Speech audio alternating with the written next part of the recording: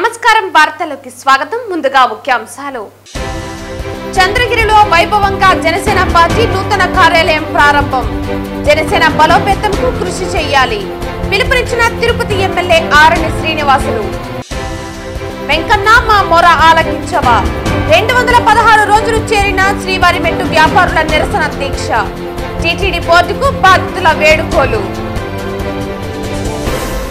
వార్తల్లోని వివరాలు చంద్రగిరి నియోజకవర్గ జనసేన పార్టీ కేంద్ర కార్యాలయాన్ని ఆదివారం ఉదయం ఆ పార్టీకి చెందిన ఎమ్మెల్యేలు తిరుపతి ఎమ్మెల్యే ఆరణి శ్రీనివాసులు రైల్వే కోడూరు ఎమ్మెల్యే అరవ శ్రీధర్ జిల్లా అధ్యక్షులు పసుపులెట్టి హరిప్రసాద్ నియోజకవర్గ ఇన్ఛార్జ్ దేవర మనోహర్ కార్యదర్శులు తాతంశెట్టి నాగేంద్ర ఆకే పార్టీ సుభాషిని ప్రారంభించారు నాగలమ్మ దేవాలయం నుంచి కార్యాలయం వరకు పట్టణంలో నిర్వహించిన బైక్ ర్యాలీగా బయలుదేరి చంద్రగిరి టవర్ క్లాక్ కూడలిలో డాక్టర్ బిఆర్ అంబేద్కర్ విగ్రహానికి పూలమాలలు వేసి నివాళులర్పించారు అనంతరం కొత్తపేటలోని పార్టీ కార్యాలయం వద్ద జెండా ఆవిష్కరణ చేసి అనంతరం పార్టీ కార్యాలయాన్ని ఎమ్మెల్యేలు ఆరణి శ్రీనివాసులు అరవ శ్రీధర్లు ప్రారంభించారు ఈ సందర్భంగా ఎమ్మెల్యే ఆరణి శ్రీనివాసులు మాట్లాడుతూ చంద్రగిరిలో జనసేన పార్టీ కార్యాలయం ప్రారంభించుకోవటం సంతోషమని పేర్కొన్నారు పవన్ కళ్యాణ్ ఆశయాలు సిద్ధాంతాలను ప్రజల్లోకి తీసుకువెళ్లి కుల మతాలకు అతీతంగా పార్టీ బలోపేతానికి కృషి చేయాలని కోరారు దేశంలోనే 100% స్ట్రైక్ రేట్ సాధించిన ఏకైక పార్టీ జనసేన పార్టీ అని రానున్న స్థానిక సంస్థల ఎన్నికల నాటికి ఉమ్మడి చిత్తూరు జిల్లాలో జనసేన పార్టీ బలపడి అన్ని ఎన్నికలలో పోటీకి సిద్ధం కావాలని ఆయన కోరారు కుల మత వర్గ విభేదాలు విడిచి కూటమిగా ప్రజా సమస్యల్ని పరిష్కరించాలని అన్నారు చంద్రగిరి ఎమ్మెల్యే పులివర్తి నాని సహకారంతో సమస్యలు పరిష్కరించి నియోజకవర్గాన్ని అభివృద్ధి పథంలో నడిపించాలన్నారు అనంతరం కోడూరు ఎమ్మెల్యే అరవ శ్రీధర్ మాట్లాడుతూ చంద్రగిరి ఇన్ఛార్జ్ దేవర మనోహర్ ఆధ్వర్యంలో పార్టీ కార్యాలయం ప్రారంభించడం శుభ పరిణామమన్నారు రాష్ట్ర జిల్లా నియోజకవర్గ నాయకులు దేవర మనోహర్ లాంటి నేతలకు సహాయ సహకారాలు అందించాలని కోరారు అనంతరం ఉమ్మడి చిత్తూరు జిల్లా అధ్యక్షులు పసుపులెట్టి హరిప్రసాద్ మాట్లాడుతూ అధికారం కోసం కాదు ఆశయ సాధన కోసం పవన్ కళ్యాణ్ జనసేన పార్టీని స్థాపించారని అన్నారు ప్రజల తరపున ప్రజా సమస్యల పోరాటానికి నడుం బిగించారని పేర్కొన్నారు 2014లో ఒక్కడితో మొదలైన ప్రస్థానం రాష్ట్రంలో దేశంలో ఎన్డీఏ కూటమి అధికారంలోకి రావడానికి కారణమయ్యిందని అన్నారు అనంతరం చంద్రగిరి నియోజకవర్గ ఇన్ఛార్జి దేవర మనోహర్ మాట్లాడుతూ చంద్రగిరిలో జనసేన పార్టీ బలోపేతం కోసం కార్యాలయాన్ని ఏర్పాటు చేయడం జరిగిందన్నారు ప్రజలకు ప్రభుత్వానికి వారిదిగా ఉంటూ సమస్యలకు పరిష్కారం చూపాలని డిప్యూటీ సీఎం పవన్ కళ్యాణ్ ఆదేశించినట్లు తెలిపారు ఇది కూటమి ప్రభుత్వం అధికారులందరూ కూటమి నేతలుగా గౌరవిస్తూ సమస్యల పరిష్కారానికి కృషి చేయాలన్నారు ఇది కూటమి ప్రభుత్వమని అధికారులందరూ కూటమి నేతలను గౌరవిస్తూ సమస్యల పరిష్కారానికి కృషి చేయాలన్నారు ఈ కార్యక్రమంలో జనసేన 6 మండలాల అధ్యక్షులు బొమ్మల కిషోర్ పగడాల యువరాజ్ వెంకట్రాయల్ తదితరులు పాల్గొన్నారు జనసేన పార్టీ అధ్యక్షులు పవన్ కళ్యాణ్ గారి విధి విధానాలకు మనం అనుగుణంగా ముందుకెళ్ళాలి అందరినీ కలుపుకొని వెళ్ళాలి కుల మతాలు వదిలేసి కులమత భేదాలు లేకుండా వర్గ విభేదాలు లేకుండా 3 పార్టీలని సమన్వయంతో మెలిగి ముందుకు వెళ్ళి అభివృద్ధి పదంలో నడిపించాలి మన పవన్ కళ్యాణ్ గారి ఆశయాలకు అనుగుణంగా ముందుకు నడవాలని మరొకసారి మిమ్మల్ని అందరూ కూడా కోరుకుంటూ అదేవిధంగా మొన్న జరిగిన సభ్యత నమోదు కార్యక్రమాలలో కూడా చంద్రగిరి మండలం అద్భుతంగా ఛేదించారు ఇంకా ఎక్కువగా నెక్స్ట్ దీనికి చేయాలనేసి మనస్ఫూర్తిగా చంద్రగిరి మండల నాయకుల్ని కోరుకుంటూ మనం అభివృద్ధి ధ్యేయంగా పేదల అభ్యున్నతి ధ్యేయంగా మన నాయకుడు పవన్ కళ్యాణ్ గారు ముందుకెళ్తున్నారు ఏకకాలంలో గాంధీజీ కలలుగన్న గ్రామ స్వరాజ్యాన్ని 13,326 గ్రామ సభలు నిర్వహించి 4,500 కోట్ల రూపాయలు విడుదల చేసి 3,770 కిలోమీటర్లు సిమెంట్ రోడ్లు వేసి రాష్ట్రంలో అన్ని పంచాయతీల్లో ఒక పండుగ వాతావరణాన్ని తీసుకొచ్చి ప్రభుత్వం వచ్చినప్పటి నుంచి మన సంక్రాంతి పండుగకు ఒక పండుగ వాతావరణంతో పల్లె వీధులు రోడ్లు కాలువలు పల్లెలు అన్నీ పండుగ వాతావరణం చేసుకోవడం అది ఏకైక నాయకుడు పవన్ కళ్యాణ్ గారికి దక్కింది వరల్డ్ రికార్డ్ చేశారనేసి కూడా ఈ సందర్భంగా అధికారంలో వస్తే గానీ మనం ప్రజలకు ఏం చేయాలో అది చేయలేము అనే ఆలోచనతో 2019లో ఒక్క సీటు వచ్చి వేరే ఏ పార్టీ అయినా రాష్ట్రంలో చాలా పార్టీలు పుట్టాయి ముఖ్యమంత్రుల పిల్లలు ముఖ్యమంత్రుల భార్య ముఖ్యమంత్రుల కొడుకులు కూడా ఆ పార్టీలు పెట్టారు ఆ పార్టీలన్నీ కూడా గాలికి ఎగిరిపోయాయి ఎందుకంటే వాళ్ళు అధికారం కోసం పార్టీలు పెట్టారు పవన్ కళ్యాణ్ గారు ఆశయంతో ప్రజల కోసం పార్టీ పెట్టారు. కాబట్టి 2019లో కూడా గట్టిగా నిలబడి ఈరోజు రాష్ట్రం కాదు దేశమే గర్వించదగ్గగా ఇప్పటి వరకు భారతదేశ చరిత్రలో ఏ పార్టీ కానీ 100% స్ట్రైక్ రేట్ అంటే ఎన్ని సీట్లు నిలబడితే అన్ని సీట్లు గెలిచిన పార్టీ భారతదేశంలో లేదు. ఏకైక పార్టీ జనసేన పార్టీ. ఆ నాయకుడు పవన్ కళ్యాణ్ గారిని గర్వంగా నేను అందరికి చెప్తున్నాను. ముఖ్యంగా ప్రభుత్వ అధికారులు చెప్తున్నా, ఇది కూటమి ప్రభుత్వం, ఒక్కరిది కాదు, కూటమి ప్రభుత్వం. జనసేన, టీడీపీ, బీజేపీ ప్రభుత్వ నాయకులందరూ కూడా ప్రజలని, ప్రజా నాయకుల్ని, జనసేన నాయకులకు కూడా విలువలు ఇచ్చి ముందుకు వెళ్తూ చంద్రగిరి నియోజకవర్గంలో కూటమి ప్రభుత్వాన్ని ముందుకు తీసుకోవాలని చెప్పి కూడా మేమందరం ఈ సమావేశంకరంగా నేను కోరుతున్నాను. అదేవిధంగా ఈ మీడియా సమావేశానికి నాయకులకి ఘన స్వాగతం చేసిన ప్రతి ఒక్కరికి కూడా పేరు పేరున శిరస్సు వంచి ధన్యవాదాలు తెలియజేసుకుంటూ, ఇచ్చేసిన మా అన్నదమ్ములందరూ కూడా పాదావందనాలు తెలియజేసుకుంటూ జై జనసేన, జై పవన్ కళ్యాణ్. థ్యాంక్ యూ అన్నారు. తమ న్యాయమైన సమస్యల పరిష్కారంకై శ్రీవారిమెట్టు చిరు వ్యాపారులు చేపట్టిన నిరసన దీక్షలు శనివారం నాటికి 216 రోజులకు చేరుకున్నాయి. ఈ సందర్భంగా వ్యాపారులు శ్రీవారి చిత్రపటాన్ని నెత్తిన పెట్టుకుని అలిపిరి పాదాల వద్ద 100 కొబ్బరికాయలు కొట్టి తమ సమస్యలను పరిష్కరించమని నినాదిస్తూ కొబ్బరికాయలు కొట్టారు. ఈ సందర్భంగా వ్యాపారులు శ్రీవారి చిత్రపటాన్ని నెత్తిన పెట్టుకుని అలిపిరి పాదాల వద్ద 100 కొబ్బరికాయలు కొట్టి తమ సమస్యలు పరిష్కరించమని నినాదిస్తూ కొబ్బరికాయలు కొట్టారు. చిరు వ్యాపారులు 216 రోజులుగా దీక్షలు చేస్తున్నా మమ్మల్ని కరుణించలేవా స్వామి అంటూ వేడుకున్నారు. ఈ కార్యక్రమంలో శ్రీవారి మెట్టు చిరు వ్యాపారులు, వారి కుటుంబ సభ్యులు, మహిళలు, పిల్లలతో సహా పెద్ద సంఖ్యలో పాల్గొన్నారు.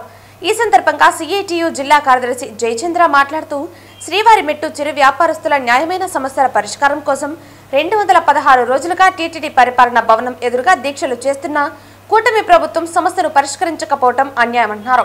పేదలైన చిరు వ్యాపారులు తీవ్రమైన ఆర్థిక ఇబ్బందులతో సతమతమవుతున్నారని, దాదాపు 7 నెలల నుంచి ఉపాధి లేక, ఆదాయం రాక వీరి కుటుంబాలు అల్లాడిపోతున్నాయని అన్నారు. TTD chairman BR Naidu, EO Shyamala Rao, additional EO Venkaiah చౌదరులు పట్టించుకుని సమస్యల పరిష్కారానికి తోడ్పడాలని యాజమాన్యానికి విజ్ఞప్తి చేశారు.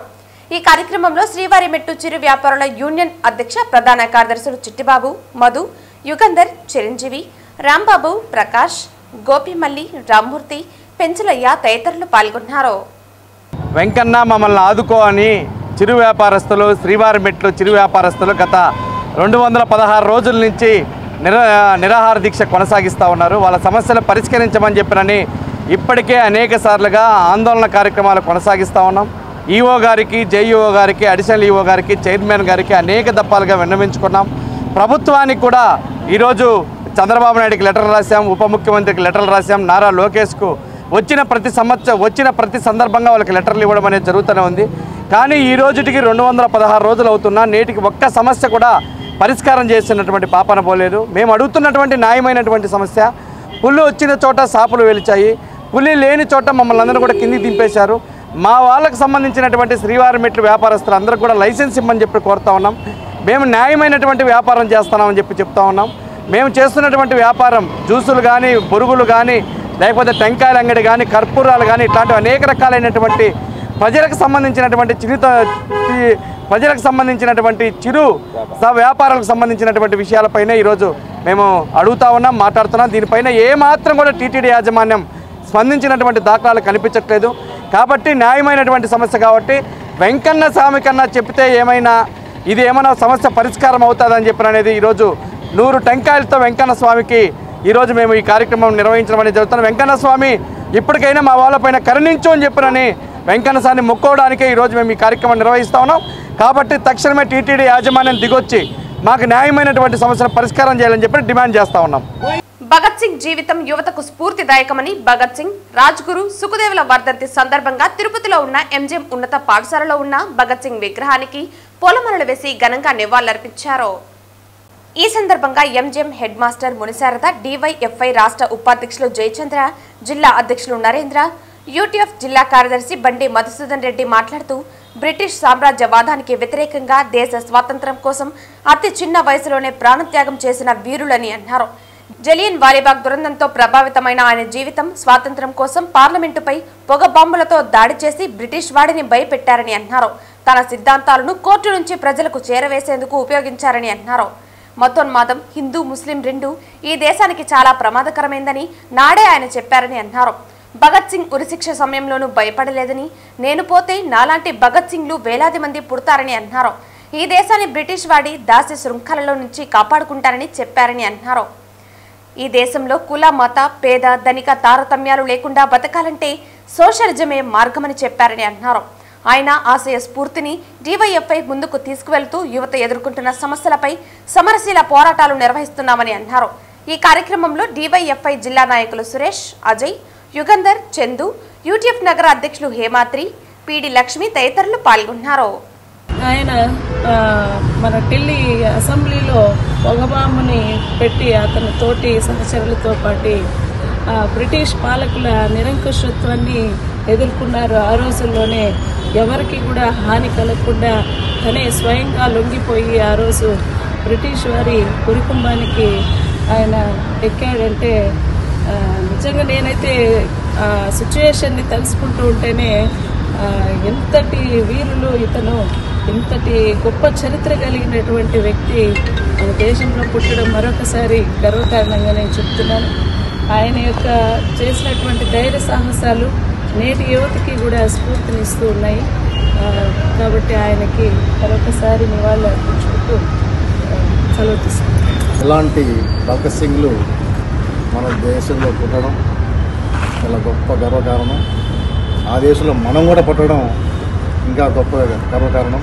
ఇందాక మేడం గారు చెప్పారు, ఆనాటి పోరాట స్ఫూర్తితో అతి చిన్న వయసులోనే దేశం కోసం ప్రణాళించినటువంటి గొప్ప త్యాగశీలి భగత్ సింగ్ గారు. పొద్దున్న 5:30కే మొత్తం చదివాను, కళ్ళల్లో నీళ్ళు వచ్చాయి.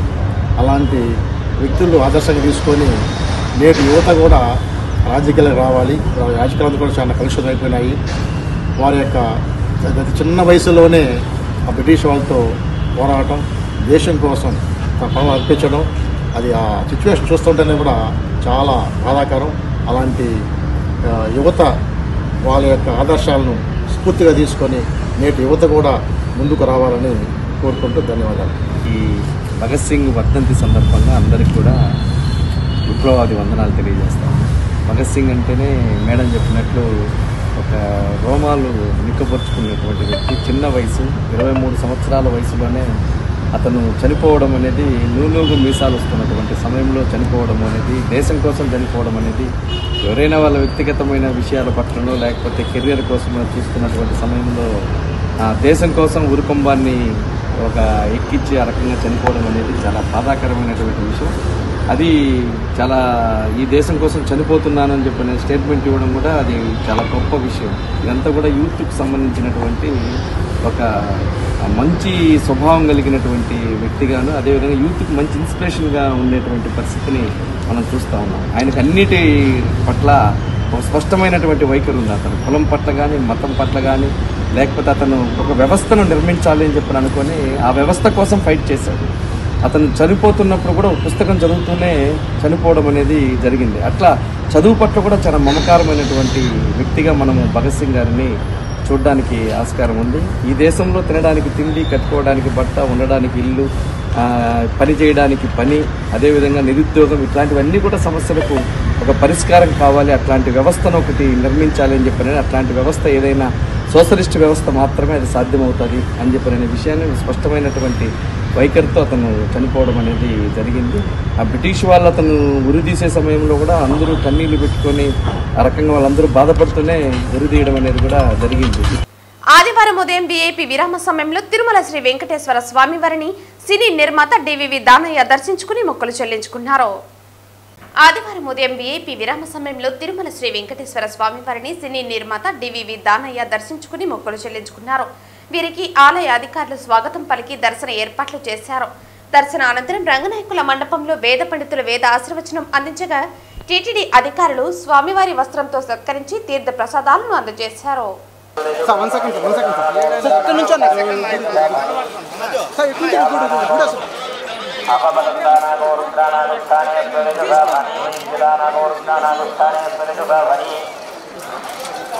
వార్తలు ముగించే ముందు ముఖ్యాంశాలు మరోసారి. చంద్రగిరిలో వైభవంగా జనసేన పార్టీ నూతన కార్యాలయం ప్రారంభం. జనసేన బలోపేతంకు కృషి చేయాలి. పిలుపునిచ్చిన తిరుపతి ఎమ్మెల్యే ఆరణి శ్రీనివాసులు. వెంకన్న మా మొర ఆలకించవా 216 రోజులు చేరిన శ్రీవారిమెట్టు వ్యాపారుల నిరసన దీక్ష టీటీడీ బోర్డుకు బాధితుల వేడుకోలు. ఈ వార్తలు ఇంతటితో సమాప్తం. తిరిగి వార్తల్లో మళ్ళీ కలుద్దాం. అంతవరకు సెలవు. నమస్కారం.